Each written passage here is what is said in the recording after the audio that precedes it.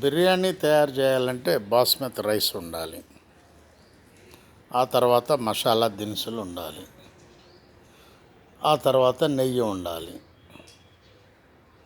ఈ విధమైనటువంటి ఈ నెయ్యి డూప్లికేటు జంతువుల కొవ్వు నుంచి తీస్తున్నటువంటి ఈ కొవ్వు హైదరాబాద్ మొత్తం వ్యాపించి ఉన్నది. షాపుల్లో, హోటళ్లలో, తినుబండారాలో మొత్తం కలుస్తున్నది ఈ యొక్క జంతు కళేబరాల నెయ్యి. బిర్యానీ కూడా అదే విధంగా ఉంటుంది. తింటకు చాలా రుచిగా ఉంటుంది, ఆహ్లాదకరంగా ఉంటుంది. కాబట్టి తినే ప్రియులందరూ ఆలోచించి తినవలసిందిగా మా యొక్క వార్తా విశ్లేషణ కార్యక్రమం తెలియజేస్తుంది ప్రజలందరికీ.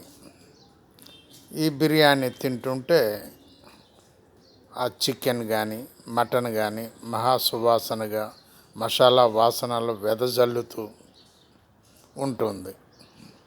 ఇవన్నీ కెమికల్స్ మాత్రమే కలపటం జరుగుతుంది.